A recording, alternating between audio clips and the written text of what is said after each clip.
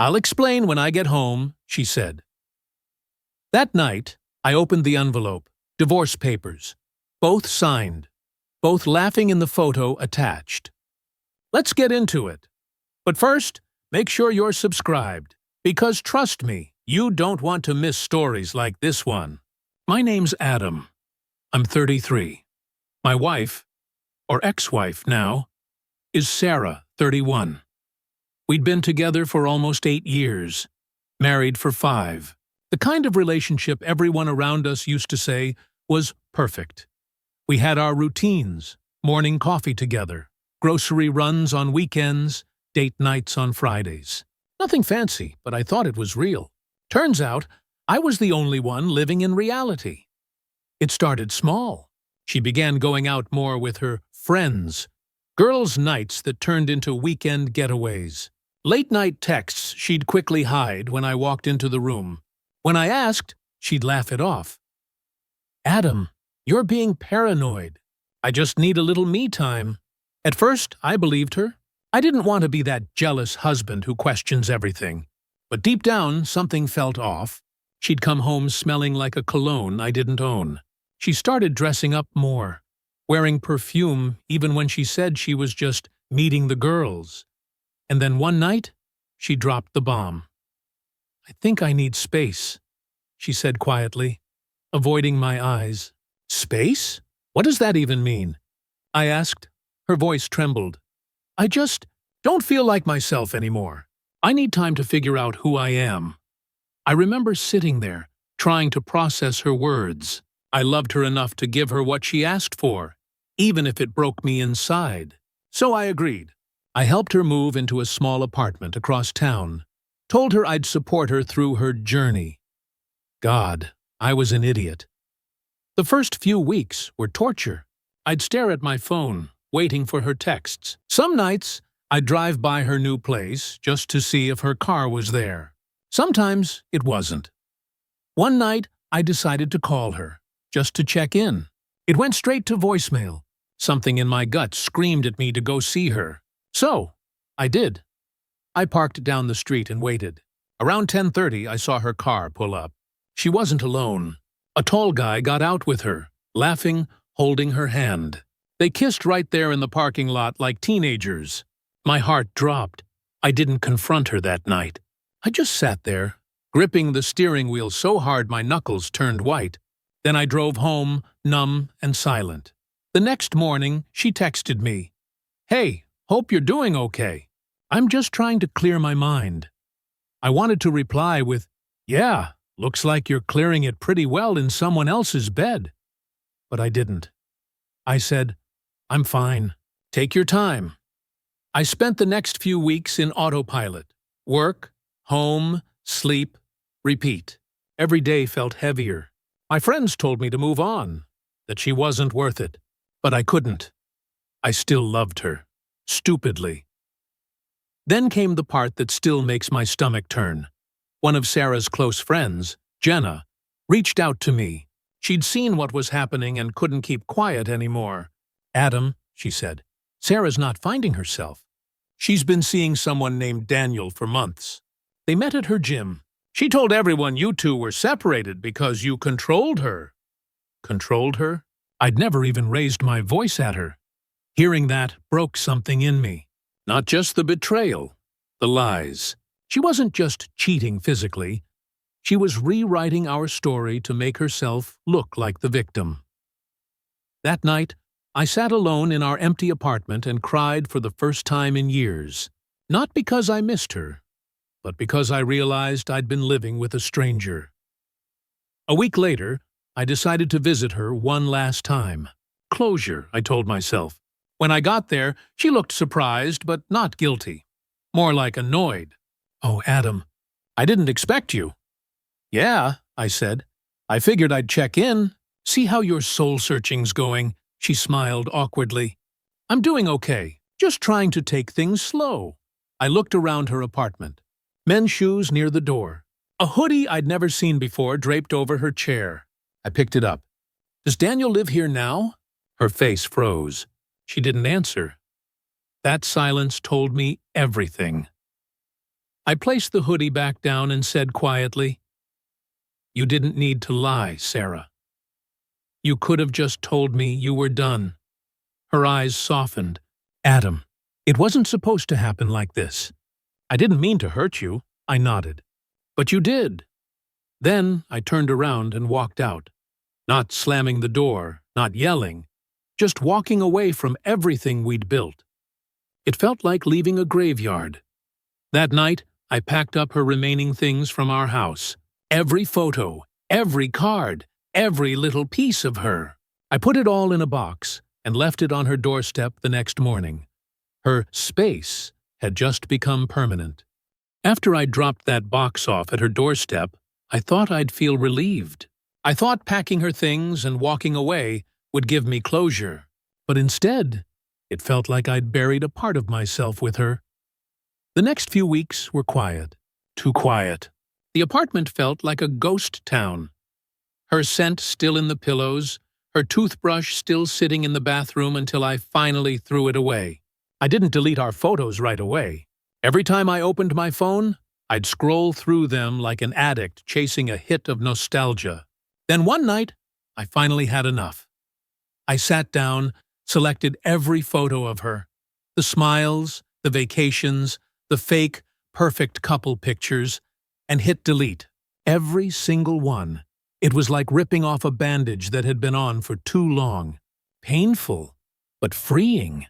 I started to focus on myself. I went to the gym. I started cooking again. I caught up with friends I'd lost touch with because I was too busy being a supportive husband. And for the first time in months, I started sleeping through the night. But of course, Sarah couldn't let that peace last. About 6 weeks after she moved out, I got a text. "Sarah, hey, how have you been? Just wanted to check in." I stared at the screen for a minute, half laughing, half shaking my head. Check in? Like she hadn't torn my heart out and left me bleeding. I ignored it. 2 days later, another text came. "Sarah, I miss talking to you. Can we grab a coffee sometime?" I didn't reply to that one either. Then came the call, late at night. I let it ring. She left a voicemail. "Hey, Adam. I know things ended badly, but I just wanted to say I've been thinking about you. I hope you're doing okay. Maybe we could meet up and talk. I really miss us." That line, "I really miss us." It made me laugh out loud. The same kind of bitter laugh that comes when you've cried too much to have any tears left. The next day, I blocked her number. A week later, I got a DM on Instagram from an account I didn't recognize. It was her. Fake account. "Hey Adam, it's me. Please don't ignore me. Things didn't work out with Daniel. I made a mistake. Can we at least talk?" So that's what this was about. Daniel dumped her. And suddenly, I wasn't just her ex, I was her backup plan. It was like watching someone light a match in a room full of gas fumes. All the anger I'd buried came flooding back. I didn't reply. Not yet. Instead, I decided to play it smarter. I posted a picture. Me at a rooftop dinner with a friend of mine, Jenna. Yeah, the same Jenna who told me the truth about Sarah. It wasn't romantic, but I knew Sarah would see it. I even added a small caption. "Good company and peace of mind. 2 things I won't take for granted again." Within hours, she viewed my story. Then she messaged me again. "Wow, moving on fast, huh?" I finally replied. "Yeah, turns out peace feels better than betrayal." No reply after that. Just seen. For the first time since everything went down, I felt in control. Not out of revenge. Not out of spite. Just clarity. But Sarah wasn't done yet. 2 weeks later, I got a call from a mutual friend, Rachel. "Adam," she said, "Sarah's been telling people you cheated on her." "That's why she left." I froze. "What?" "She's been saying you were emotionally abusive too," Rachel added quietly. "I know it's not true, but some people are believing it." My blood boiled. First, she betrayed me. Now she was destroying my reputation to protect her own. That night, I made a decision. I wasn't going to beg anyone to believe my side. I was going to show them the truth. I gathered everything. The text messages, the photos, the screenshots of her finding herself with Daniel. I sent them privately to the few people who mattered. Our mutual friends who were still in the dark. I didn't add any captions. Just sent the evidence. Within hours, my phone blew up. Friends texting me things like, "Holy crap, man. I can't believe she did that to you. She's been playing everyone. Glad you finally set the record straight."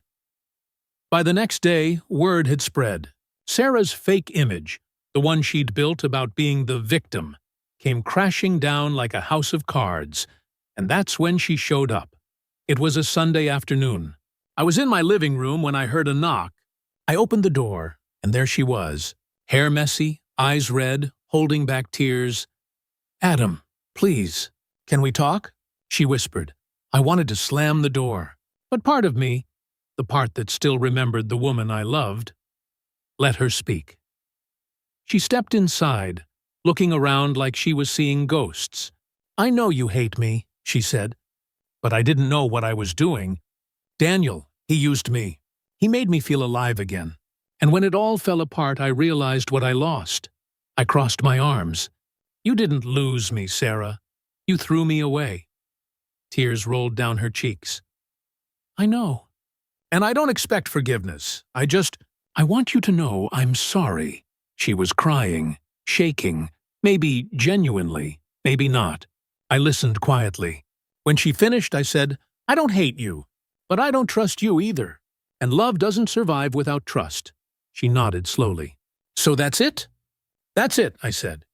"You found yourself. Now live with who you found." I walked her to the door, opened it, and let her leave. When it closed behind her, it didn't hurt this time. It felt final. That night, I made one last post on Instagram. A simple quote. Sometimes closure means realizing the door was never meant to reopen. It got more likes than anything I'd ever posted. Not that I cared. What mattered was the feeling. For the first time in months, I didn't feel broken. I felt free. A month after that last conversation, life finally started to feel normal again. No more surprise texts, no more waiting for her to pop up, no more emotional hangovers. I'd built new habits. Morning runs, cooking dinner for myself, and spending weekends with friends instead of sitting home replaying old memories. It's weird how silence can feel peaceful after a while. I was healing. Slowly, but I was. Then one evening, out of nowhere, I got an email. The subject line simply said, "Please read this." It was from Sarah. I almost deleted it, but curiosity got the better of me. The email was long, a full essay, about how she'd been reflecting, how Daniel wasn't what she thought, and how she'd realized I was the best thing that ever happened to her.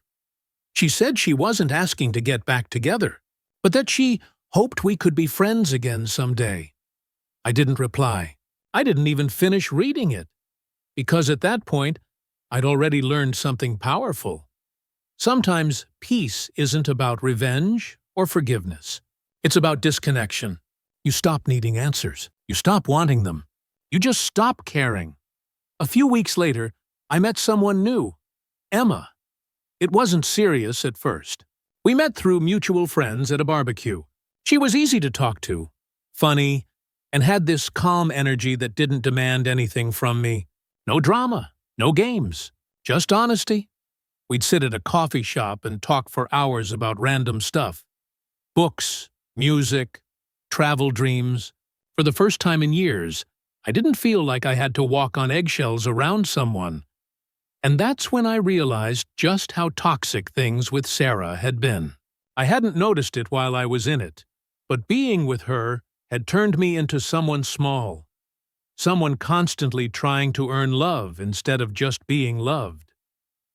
Emma didn't make me feel like I had to prove anything. She just saw me. About 3 months later, Sarah tried again. It was a Saturday afternoon. I was at the grocery store when I ran into her, completely by accident. She looked different, tired, lost. Her usual confident smile was gone. "Adam?" she said softly, almost like she wasn't sure I'd recognize her. I nodded. "Hey." There was this awkward silence. She kept fidgeting with her hands. "You look good," she finally said. "Healthier." "Thanks," I replied. "You too," she smiled sadly. "You heard about Daniel, right?" I didn't. But I didn't ask. She went on, like she needed to confess it. "He cheated on me. With someone from his gym. Guess karma works fast, huh?" She gave this nervous little laugh, waiting for me to react. I just nodded. "Yeah, maybe it does." She stared at me for a few seconds, then said, "I really am sorry, Adam, for everything. You didn't deserve what I did to you." And for the first time, I realized she meant it. There was no manipulation in her eyes, just regret. Real, painful regret. But it didn't change anything. I'd already moved past the point of needing an apology. "I know," I said quietly. "And I hope you forgive yourself someday." She blinked, surprised. "You forgive me?" "I did a long time ago," I told her. "But forgiveness doesn't mean going back." She nodded slowly, her eyes glistening. "I guess I was hoping you'd still care." "I did," I said. "But that version of me doesn't exist anymore." And that was it. No yelling, no closure speech, just quiet understanding. Sometimes endings don't need noise, they just need peace. I walked out of that store feeling lighter than ever, like the final thread connecting me to her had finally snapped. That night, I told Emma about running into Sarah. She smiled and said, "You handled that with more grace than most people could." I smiled back. I think I just finally grew up. A few months passed. Life kept moving forward. Sarah eventually moved to another city. I heard it through mutual friends. She tried to start over. New job, new people, same cycle. I didn't wish her ill. Honestly, I hoped she found what she was always looking for. Because as much as she hurt me, she also taught me something I never would have learned otherwise. That peace is priceless. That self-respect is everything. And that love, real love, doesn't make you lose yourself. It helps you find yourself. One evening, as I sat with Emma watching the sunset, she asked quietly, "Do you ever think about her?" I thought for a second, then said, "Not really. Not in the way I used to." She smiled. "Good." And I realized something right then. Closure doesn't come when the other person says sorry. It comes when you no longer need to hear it. Months later, I got a message request on Facebook. It was from an old coworker who used to know both of us. He wrote, "Hey man, Sarah's engaged now. Thought you'd want to know?" I looked at the message, smiled, and typed back, "Wish her well for me." And that was the last time I ever thought about her for real. Because the truth is, she didn't ruin me. She refined me. I came out of that storm knowing who I was, what I wanted, and what I'd never settle for again. And maybe that's the real revenge. Top Reddit comments say things like, "Wow, I didn't see that twist coming. He handled the ending like a true king. She really thought she could crawl back. Nope." That line, "You found yourself. Now live with who you found," hit hard. One of the most satisfying endings I've heard here. Thanks for spending your time here. If you felt something during this story, that means it was worth sharing.